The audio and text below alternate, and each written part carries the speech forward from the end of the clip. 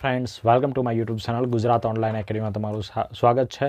आज આપણે વાત કરવાના છે ક્રિમિનલ પ્રોસિજર કોડ ભારતીય ફોજદારી પ્રક્રિયા ધારા 1973 અંતર્ગતની એક મહત્વની બાબત કોર્ટ પ્રોસિજર પોલીસ પ્રોસિજર જે છે તેને આપણે વિગતે સમજ્યા જે અંતર્ગત પોલીસે કરવાની પ્રોસિજર જે છે તે પોતે આપણે સમજ્યા હતા, પરંતુ હવે કોર્ટની અંદર કઈ રીતે પ્રોસિજર થાય, દાખલા તરીકે કોર્ટની અંદર કોઈ કેસ જે છે તે પોતે એનસીઆર દાખલ થઈ અને જાય તો તેમાં કઈ રીતે જે છે તે પોતે પ્રોસેસ થતી હશે તે બાબતને આપણે વિગતે સમજીએ। તો આપણે જે સ્ટોરી જે પોલીસ પ્રોસિજરની અંદર હતી તે સ્ટોરીને અહીંયા એપ્લાય કરીએ। દાખલા તરીકે એક્સ નામનો વ્યક્તિ જે છે તે પોતે ગુનેગાર છે, આ ગુનેગાર છે, અને વાય નામનો વ્યક્તિ જે છે તે પોતે ફરિયાદી છે। આ વાય ફરિયાદી જે છે તે પોતે કોર્ટમાં કલમ નંબર 190 હેઠળ ફરિયાદ કરી શકે।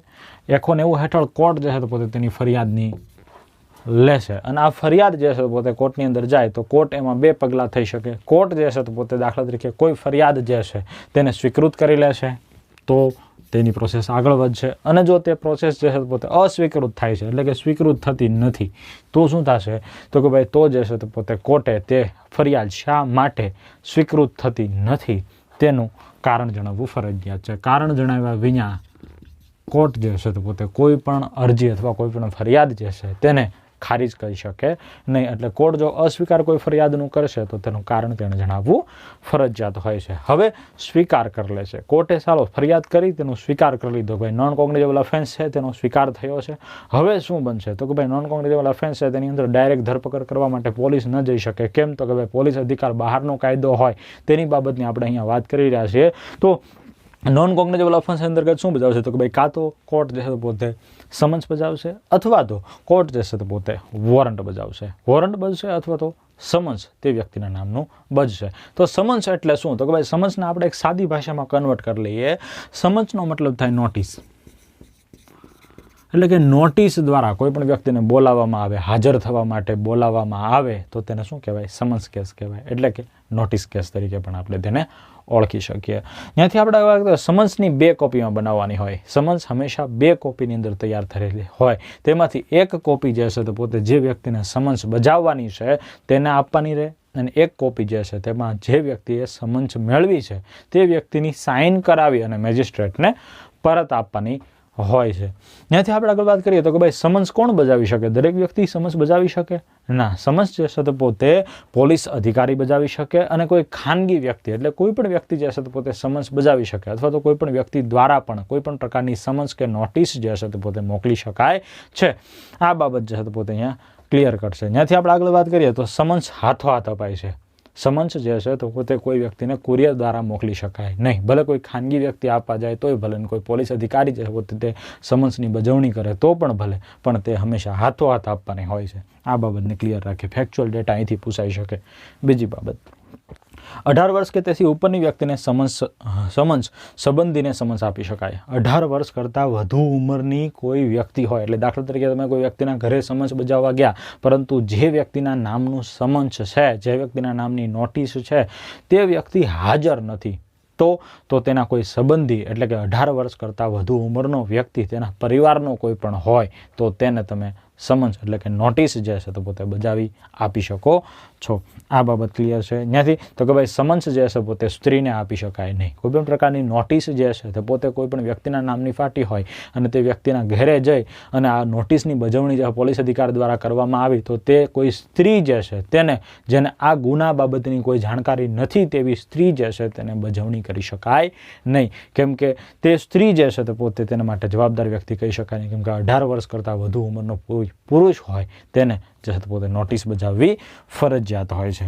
ત્યાંથી આપણે વાત કરીએ કે કોઈ પણ વ્યક્તિના ઘરે નોટિસ બજાવવા માટે જાય અને તે વ્યક્તિ જે છે તેના ઘરે તાળું મારેલું હોય, તેનું ઘર બંધ હોય અથવા ઘરે કોઈ ન હાજર હોય તો કે ભાઈ તો તે વ્યક્તિ જે છે તેને દેખાય તેવી રીતે દરવાજાની ઉપર કુંદર દ્વારા આ જે સમન્સ જે છે તેને પોતે ચોંટાડી લગાવી શકાય। કેમ કે સમન્સ જે છે તો પોતે તે વ્યક્તિ મેળો નથી, પરંતુ તેના દરવાજા ઉપર લગાવી અને આવતું રહી જઈ શકાય છે, અને તેની અંદર જે છે પોતે બીજી કોપી જે મેજિસ્ટ્રેટને મોકલવાની છે તેની અંદર એવું લખાણ લખવું પડે કે ભાઈ તે વ્યક્તિ હાજર ન હોય, તેથી તેના દરવાજાની જે તે જગ્યા ઉપર આ સમન્સ જે છે તેને ગુંદર દ્વારા સારી રીતે ચોંટાડેલી છે। આવો રિપોર્ટ જે છે તો પોતે આપવો પડતો હોય છે। ત્યાંથી આપણે વાત કરીએ તો કે ભાઈ આ સમન્સની એક કોપી મેજિસ્ટ્રેટને મોકલાય છે તે બાબત આપણે અહીંયા ક્લિયર કરી. તો કે ભાઈ સમન્સ જે છે તો કોઈ વ્યક્તિને જ પાઠવી શકાય, કોઈ વ્યક્તિ જે છે તેના નામની જ રજૂ કરી શકાય કે કોઈ અન્ય બાબતની પણ નોટિસ રજૂ કરી શકાય? તો કે ભાઈ અન્ય બાબતની નોટિસ રજૂ કરી શકાય. કઈ?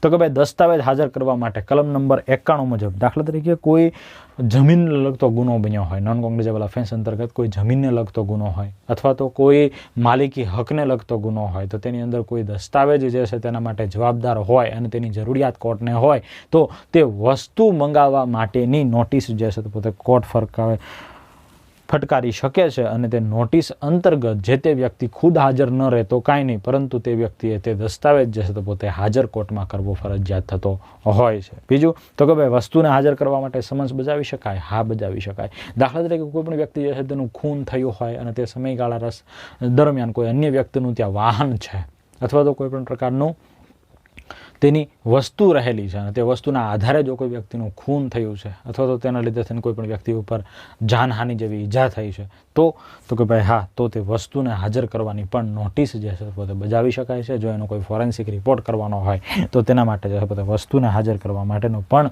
નોટિસ જે છે તે પોતે કલમ નંબર 92 મુજબ જે છે તે પોતે બજાવી શકાય છે. હવે આ બાબત જે છે પોતે નોટિસની રહેલી છે. આવા ફેક્ચ્યુઅલ ડેટા જે છે તો પોતે પૂછાઈ શકે કે ભાઈ સમન્સ કેટલી કોપીમાં બજાવવાની હોય, ક્વેશ્ચન એક વખત પૂછાયેલો છે.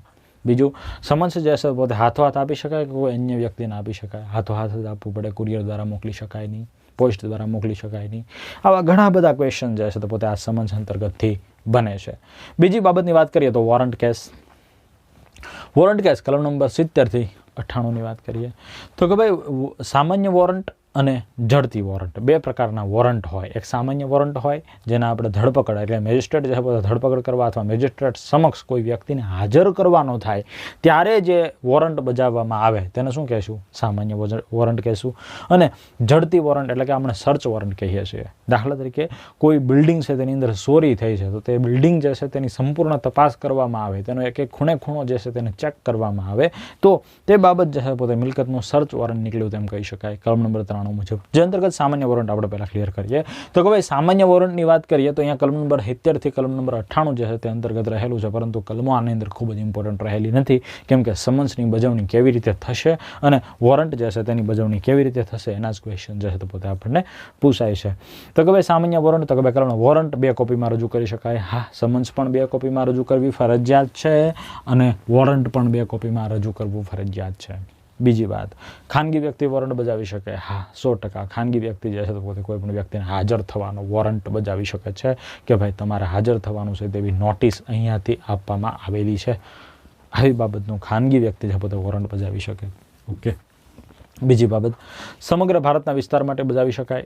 હા, 100%. ગુજરાતની અંદર કોઈ કેસ બન્યો હોય, ગુજરાતની અંદર તે કોઈ હાઈકોર્ટની અંદર કેસ હાલતો હોય, તો કોઈ સેશન કોર્ટની અંદર કેસ હાલતો હોય અને તે કેસ અંતર્ગત કોઈ વ્યક્તિ જે છે તો પોતે દિલ્હી, બોમ્બે કે પછી મહારાષ્ટ્રની અંદર કોઈ જગ્યાએ રહેતો હોય, તો તે વ્યક્તિ જે છે તેના નામનો વોરંટ જે છે પોતે બજાવી શકાય કે તમારે જે તે સમયે સાક્ષી આપવા માટે અથવા તો કોઈ કારણસર તમારે કોર્ટમાં હાજર રહેવાનું છે તે બાબતની સમન્સ બજાવી શકાય છે. તે સમન્સ લઈ અને કોઈ વ્યક્તિ જે છે તો પોતે ત્યાં જાય અને સમન્સ જે છે પોતે બજાવતા હોય છે. પોલીસ અધિકારી જે છે પોતે રૂબરૂ જાય અને આવી સમન્સ જે છે પોતે બહાર પણ બજાવી શકે છે.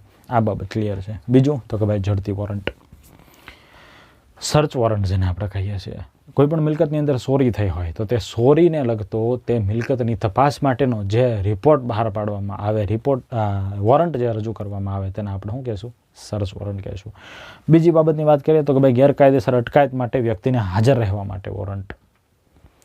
કોઈ વ્યક્તિ જે છે તેનું અપહરણ થયું છે અને અપહરણ થયેલો વ્યક્તિ જે છે તેની ઝડપી કરવા માટે, તે વ્યક્તિની શોધખોળ કરવા માટે કોર્ટ દ્વારા જે છે તો પોતે વોરંટ રજૂ કરી શકાય કે તે વ્યક્તિને ગમે ત્યાંથી પકડીને હાજર કરવામાં આવે, કેમ કે તે વ્યક્તિની ગેરકાયદેસર અટકાયત થઈ છે, એટલા કે તે વ્યક્તિ જે છે તેનું અપહરણ થયું છે અને અપહરણ તે વ્યક્તિનું થયું હોય તો તેની હાજર રહેવા માટે જે છે પોતે કોર્ટ તે વોરંટ જે છે પોતે ઇસ્યુ કરી શકે છે. બીજી બાબત તો કે ભાઈ પરણિત સ્ત્રીનું સર્ચ વોરંટ રજૂ કરી શકાય?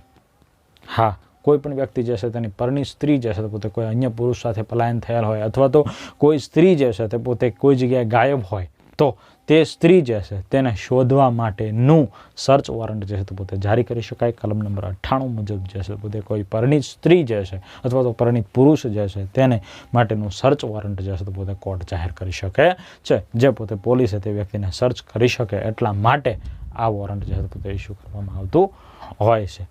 ત્યારબાદ જો ફ્રેન્ડ્સ તમને મારો વિડીયો ગમ્યો હોય તો લાઇક કરો, શેર કરો અને સબસ્ક્રાઈબ કરો. Thank you very much.